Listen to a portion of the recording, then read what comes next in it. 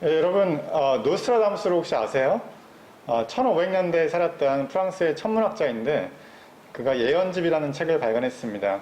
그가 책에서 예언한 많은 것들이 이루어져서 이제 유명해졌죠.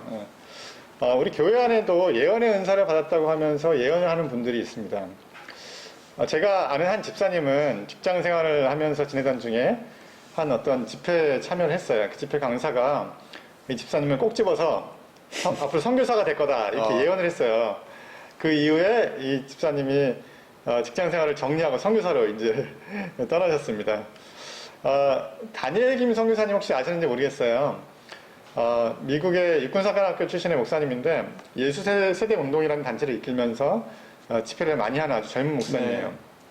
이 목사님이 싱글이고 엄청 잘생기셨어요. 그리고 육사 출신이니까 몸도 엄청 좋아. 영어도 잘하고 영성도 있고 해서 흠모하는 자매들이 무척 많습니다. 제가 예전에 이제 이분을 뵐 기회가 있었는데 이분이 이렇게 얘기하시는 거예요. 자매들이 와서 고백을 많이 한다는 거예요.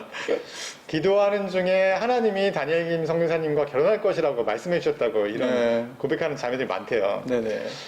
이런 자매들이 많다고 하는데 이제 이분이 아직 싱글인 것을 보면 아마도 모든 자매 예언이 틀린 것 같아요. 아직까지는.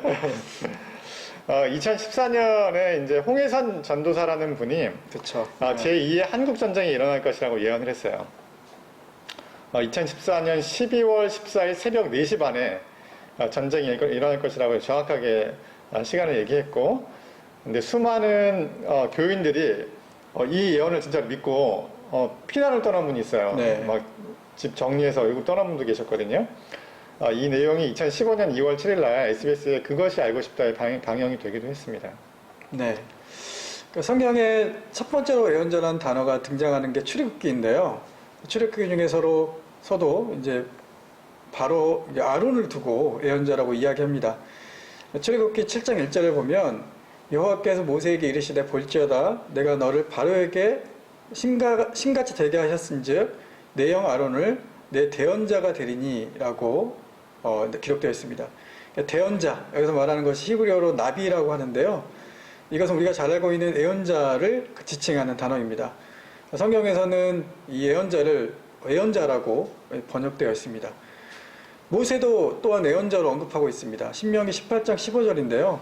주 너의 하나님은 너희의 동족 가운데서 나와 같은 예언자를 하나 일으켜 세워주실 것이니 너희는 그의 말을 들어야 한다 라고 기록되어 있습니다.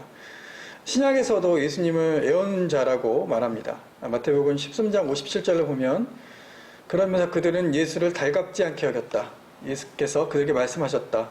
예언자는 자기 고향과 자기 집 밖에서는 존경을 받지 않는 법이 없다 라고 이렇게 나와 있습니다. 아론이 미래에 있을 일을 예언한 것도 아니고 또 모세나 예수님도 미래에 무슨 일이 일어날지를 사람에게 많이 이야기하지 않았지만 예언자라고 기록되어 있습니다. 예, 우리가 흔히 생각하기로 예언자라고 하면 미래에 있을 일을 예견해서 말하는 사람은 생각하지만 성경에 기록된 예언자는 하나님의 말씀을 대신 말하는 자라는 뜻입니다. 예언자가 헬라어로 프로페테스라는 건데 이 단어의 의미가 문자적으로 앞에서 말하는 사람, 즉 대변인이라는 뜻입니다. 네네. 다시 말하면 하나님의 뜻을 전달해주는 사람이라는 뜻입니다. 이것이 미래에 있을 일이 될 수도 있고 현재 필요한 교훈이 될 수도 있는 거죠. 예언이라는 한자가 두 가지가 있어요. 예언, 미리의 말씀원이라고 쓰는 예언이 있고 이것이 이제 미래의 일을 얘기하는 거죠. 또 한 가지는 미리 예자가 아니라 맡길 예자의 말씀 원자를 쓰는 예언이라는 것입니다. 맡길 예자는 예를 들면 우리가 예금이라고 하면 돈을 맡기는 거죠. 네네. 그래서 하나님 말씀을 맡기는 것을 예언이라고 하는데 성경의 예언은 주로 말씀을 맡긴다는 의미의 예언이라고 보면 됩니다. 하나님이 그 사람에게 예언을 맡긴 그 사람이 이제 예언자가 되는 거죠. 네. 특별히 구약에 수많은 예언자들이 나오는데 이들에게 하나님의 말씀이 임했고 그것을 하나님의 이름으로 지도자들과 백성들에게 전합니다. 구약의 이사야부터 말라기까지가 예언서인데 여기서 예언자들은 이런 표현을 많이 사용합니다. 여호와께서 이와 같이 말씀하시되 또 여호와께서 내게 이르시되 여호와께서 이와 같이 말씀하시되 이런 얘기가 반복적으로 나와요. 이것을 이제 신학 용어로는 신탁이라고 그래요. 신탁. 하나님이 맡긴 말씀이라는 의미고, 이 성경에 보면 위에 표현, 하나님이 이와 같이 말씀하실 때 이런 표현 이후에 하나님이 1인칭으로 말씀하시는 것이 이제 성경에 많이 기록이 되어 있어요. 그렇죠. 내가 어떻게 네. 했다, 내가 어떻게 하겠다. 네.